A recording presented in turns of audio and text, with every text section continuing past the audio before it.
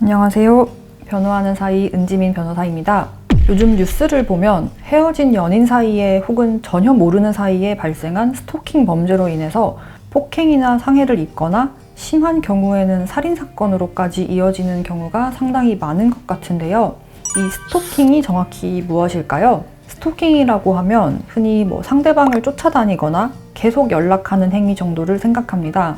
2021년 10월부터 시행된 스토킹 범죄의 처벌 등에 관한 법률에 따르면 이 스토킹은 상대방의 의사에 반하여 정당한 이유 없이 지속적 또는 반복적으로 접근, 뒤쫓기, 감시, 연락 등의 행위를 하는 것을 말을 하는데요. 피해자의 의사와 관계없이 반복적이고 지속적인 괴롭힘이 핵심입니다. 스토킹은 물리적으로 접근하는 것에 국한되지는 않아요. 직접 찾아가는 것 말고도 지속적으로 전화나 문자, SNS 메시지를 반복적으로 보내거나 아니면 미행을 하거나 위치 추적 어플을 설치를 하거나 아니면 선물이나 편지를 지속적으로 전달하거나 협박 발언 같은 걸 하는 것들, 이런 다양한 행동을 포괄합니다. 제가 어릴 때는 이렇게 계속 쫓아다니고 연락하고 하는 행동이 상대방을 좋아해서 그런 거라는 인식도 조금 있었던 것 같은데요. 그런데 이런 스토킹은 가해자의 호감 표현이 아니라 피해자의 공포와 불안, 일상 침해로 이어지는 행위입니다. 스토킹을 직접 당한 사람들은 일상생활을 제대로 할 수 없을 정도로 극심한 공포에 떨기도 하는데요. 몇 년 전부터는 이런 스토킹 범죄에 대한 인식이 점점 바뀌고 있는 것 같습니다. 요즘은 스토킹 신고를 하게 되면 가해자가 찾아오거나 연락하지 못하게 하는 긴급 응급 조치나 잠정 조치를 또 많이 내려주기도 하고 스마트워치도 지급하면서 피해를 막기 위해서 적극적으로 노력하고 있기도 하는데요. 이런 스토킹 행위는 2023년도에 한 번 법이 개정되면서 처벌 수위가 엄청 높아졌습니다. 그 전까지는 반의사불벌죄라고 해서 피해자가 처벌을 원치 않으면 가해자를 처벌할 수 없는 구조였는데 2023년도에 개정이 되면서 피해자의 의사에 상관없이 가해자를 처벌할 수 있게 되었고 처벌 수위도 많이 높아지고 피해자 보호 조치도 강화되었는데요. 문제는 스토킹 처벌법이 알려지면서 마구잡이식 스토킹 신고가 많아졌다는 겁니다. 정말 스토킹 피해를 당한 것이 아니라 연인 사이에 다툰 후에 연인의 집을 찾아가서 초인종을 눌렀는데 화난 마음이 풀리지 않는다고 경찰에 스토킹 신고를 하는 경우도 있고 돈을 빌려서 갚지를 않으니까 채권자가 채무자에게 독촉 문자를 몇 번 했는데 이거를 스토킹으로 신고하는 경우도 있습니다. 어쨌든 내가 정말 큰 잘못을 했든 아니면 억울하게 스토킹범으로 몰렸든 스토킹 처벌법에 따른 수위가 너무 높다 보니까 일단 신고를 당하게 되면 최대한 내가 잘못하지 않은 부분을 분명하게 밝혀내고 잘못한 부분이 있다고 한다면 처벌 정도를 최소화하는 것이 중요합니다. 그렇다면 스토킹으로 신고나 고소를 당했을 때 어떻게 대처하는 것이 좋은지 설명드려 볼게요. 첫 번째로 내가 한 행위에 대해서는 솔직하고 분명하게 이야기를 해야 합니다. 대부분의 의뢰인들은 자기 잘못을 숨기기 마련인데요. 아무래도 자기가 잘못을 한 것은 맞기도 하고 뭔가 부끄럽고 민망하기도 하니까 자기 잘못은 가능한 축소하고 유리한 이야기만 늘어놓습니다. 그런데 변호사들은 이 사건 당사자가 아니니까 이 의뢰인이 하는 말을 기초로 사실관계를 파악하게 되잖아요.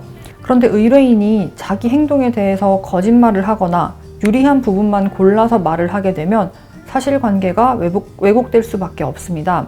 이야기를 듣다가 뭔가 이상한 느낌이 들어서 추궁하면 또 사실대로 실토하고 이런 과정을 몇 번 거치고 사실관계를 정립합니다.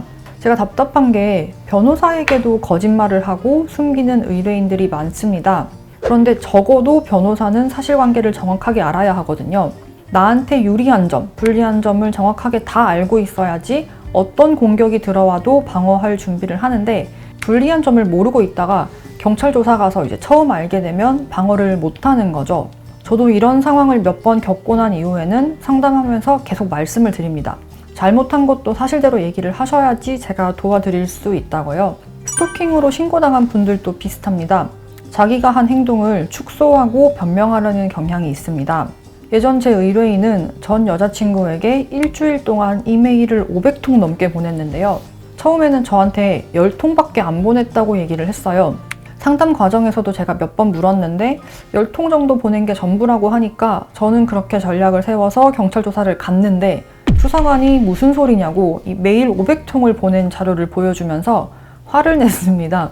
그래서 잠깐 수사를 중단하고 의뢰인한테 왜 거짓말을 했냐고 추궁을 했는데, 의뢰인 입장에서는 그 중에 메일 500통 중에 대부분은 아무런 내용 없이 이제 발송을 한 거라서 문제가 안 될 거라고 생각했다는 이 말도 안 되는 변명만 늘어났습니다.